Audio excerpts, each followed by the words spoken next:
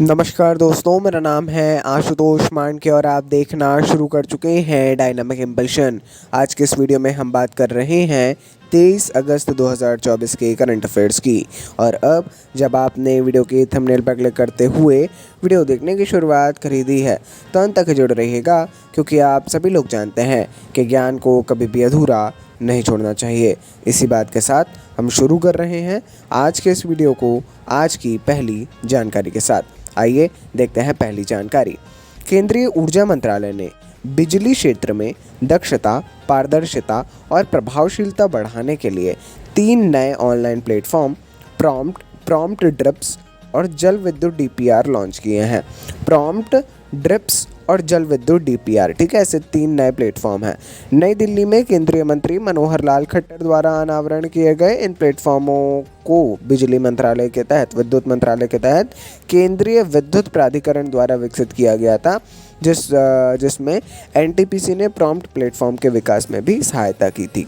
काफ़ी ज़रूरी जानकारी है, इसके बारे में अवश्य ही पढ़ना चाहिए आपको। थोड़ा पढ़ेंगे तो पर्याप्त जानकारी हो जाएगी, है ना। तीनों प्लेटफॉर्म्स के बारे में मतलब थोड़ा ज़रूर पढ़िए। किस प्रकार टेक्नोलॉजी का उपयोग किया जाएगा वो आप आसानी से समझ पाएंगे और आगे भी आपको मुख्य परीक्षा में काम आएगा। आगे बढ़ते हैं।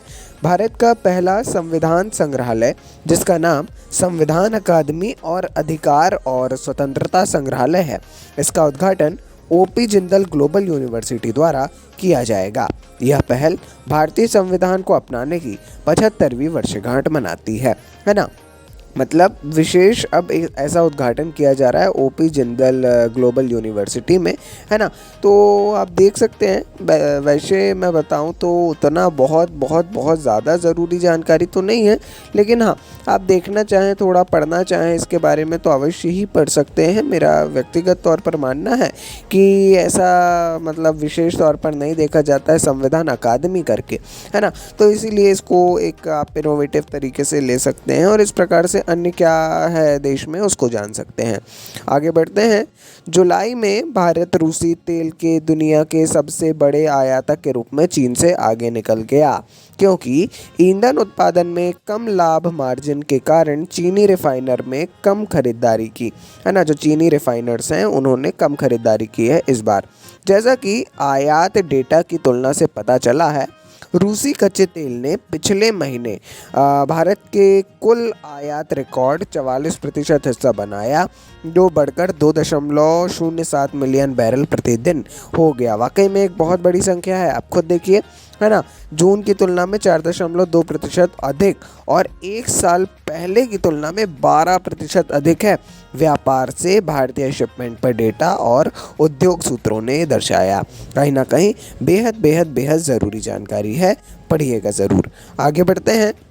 हाल ही में आधिकारिक सूत्रों ने ऐसी जानकारी दी कि वरिष्ठ आईएएस अधिकारी गोविंद मोहन 22 अगस्त को अजय कुमार भल्ला से नए केंद्रीय गृह सचिव के रूप में कार्यभार संभालेंगे। जी हाँ, जो एक संवेदनशील पद पर अपना 5 साल का कार्यकाल पूरा करेंगे। मतलब अगर आप देखें, अगले जो केंद्रीय गृह सचिव कैबिनेट की गृह सचिव की नियुक्ति समिति ने 1989 सिक्किम कैडर के आईएएस अधिकारी गोविंद मोहन को अगला गृह सचिव नियुक्त किया, ठीक है। 22 अगस्त को इन्होंने अपना कार्यकाल पूरा होने पर अजय कुमार भल्ला का स्थान लेने वाले हैं ये, ठीक है ना। तो अजय कुमार भल्ला का जो है 22 तारीख को 5 साल का कार्यकाल टेन्योर जो है पूरा हो रहा है, ठीक है जी। चलिए आगे बढ़ते हैं। अगली जानकारी, ये भी एक अपॉइंटमेंट से जुड़ी हुई जानकारी ही है, देना एक्चुअल में आवश्यक है ना। क्या है ये, देखिए, एम सुरेश इनको भारतीय विमानपत्तन प्राधिकरण का अंतरिम अध्यक्ष नियुक्त किया गया है। अंतरिम चेयरमैन के तौर पर इन्हें नियुक्त किया गया है ना। यह नियुक्ति भारत के सबसे महत्वपूर्ण विमानन निकायों में से एक के नेतृत्व में एक महत्वपूर्ण परिवर्तन का प्रतीक है। जाहिर तौर पर AAI, भारतीय विमानपत्तन प्राधिकरण, ये जो है ये एक बहुत बड़ी अथॉरिटी है ना। ये पूरे एयरपोर्ट्स की अथॉरिटी है ऑल ओवर इंडिया। तो आप इसकी महत्वता को बहुत आसानी से समझ सकते हैं इसके माध्यम से, है ना। किस प्रकार से एक इम्पोर्टेंट रोल प्ले कर सकता है, ठीक है, लेकिन अंतरिम है, ये भी ध्यान रखना आवश्यक है। ठीक है, थोड़ी सी बात कर लेते हैं समाचार पत्रों की। मेरे अनुसार आप लोग समाचार पत्र पढ़ रहे हैं, है ना। हम अगर वीडियो बना रहे हैं तो हम उसी प्रकार बना रहे हैं कि आप वो समाचार पत्रों को सही ढंग से पढ़ रहे हैं। अगर आप समझ रहे हैं समाचार पत्रों का एनालिसिस देख करके काम चल जाएगा या 1 घंटे का वीडियो देख करके काम चल जाएगा, तो ऐसा बिल्कुल भी नहीं है। समाचार पत्र पढ़ना अपने आप में ही विभिन्न कौशलों में आपको निपुण बनाता है। एनालिसिस आप देखिए, लेकिन पढ़ने पर भी जोर दीजिए, हमारा कहना बस इतना है। चलिए, ये थी अंतिम जानकारी। मिलते हैं अगले वीडियो में। सपोर्ट अपना ऐसे ही बनाए रखिए। नमस्कार जी, डायनामिक इम्पल्शन।